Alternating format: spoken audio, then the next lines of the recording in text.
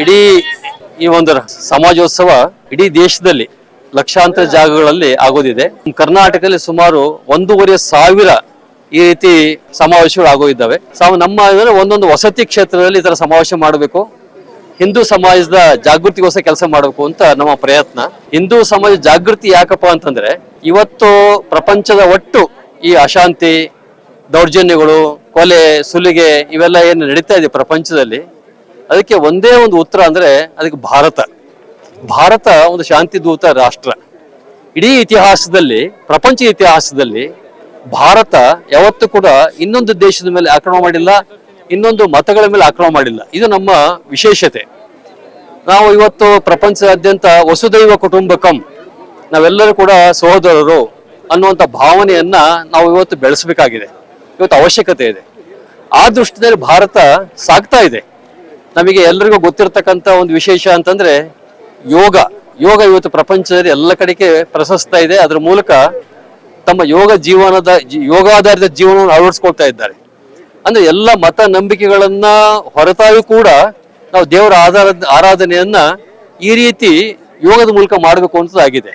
ಈಗ ಭಾರತ ಇನ್ನೊಂದು ಶಕ್ತಿ ಅಂತಂದ್ರೆ ಆಯುರ್ವೇದ. ಇವತ್ತಿನ ಒಂದು ಅಲೋಪತಿಯ ಒಂದು ಏನು ತೊಂದರೆಗಳು ಆಗ್ತಾ ಇದ್ದಾವೆ, ಸೈಡ್ ಎಫೆಕ್ಟ್ಸ್ ಆಗ್ತಾ ಇದ್ದಾವೆ, ಅದಕ್ಕೆ ಉತ್ತರ ಅಂದ್ರೆ ನಮ್ಮ ಆಯುರ್ವೇದ ಅಂತಾಗಿದೆ. ಹಾಗೆ ಸಂಸ್ಕೃತ ಕೂಡ ಅಷ್ಟೇ ಅತ್ಯಂತ ಜ್ಞಾನ ಇರ್ತಕ್ಕಂಥ, ಜ್ಞಾನದ ರಾಶಿ ಇರ್ತಕ್ಕಂಥ ಒಂದು ಭಾಷೆ ಅಂತ ಪ್ರಪಂಚದಲ್ಲಿ ಅದು ಸಂಸ್ಕೃತ. ವೇದ, ಉಪನಿಷತ್ತು, ರಾಮಾಯಣ, ಮಹಾಭಾರತ ಎಲ್ಲವೂ ಕೂಡ ಹಾಗೇನೆ.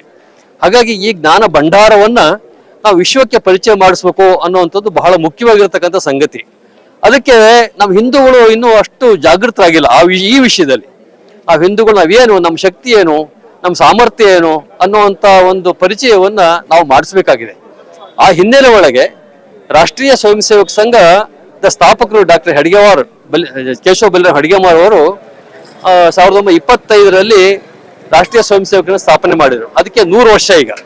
ಅದೊಂದು ನಿಮಿತ್ತ ಮಾಡಿಕೊಂಡು ಅವ್ರ ಉದ್ದೇಶ ಇದ್ದಿದ್ದೆ ಅಷ್ಟೇ, ನಾವು ಒಂದು ಹಿಂದೂ ಸಮಾಜದಲ್ಲಿ ನಾವು ಸಂಘಟನೆ ಅಲ್ಲ, ಹಿಂದೂ ಸಮಾಜದ ಸಂಘಟನೆ ಅನ್ನೋದು ಆಗ್ಬೇಕು ಅಂತ ಹೇಳಿ ರಾಷ್ಟ್ರೀಯ ಸ್ವಯಂ ಸೇವಕ ಪ್ರಯತ್ನ ಮಾಡ್ತಾ ಇತ್ತು. ಆ ಹಿನ್ನೆಲೆ ಒಳಗೆ ಈ ವಿಷಯವನ್ನ, ನಮ್ಮ ಭಾರತೀಯ ಸಂಸ್ಕೃತಿ ಅಂತಂದ್ರೆ ಉದಾಹರಣೆಗೆ ಹೇಳ್ಬೇಕು ಅಂತ, ನಾವು ಪ್ರಕೃತಿ ಆರಾಧಕರು.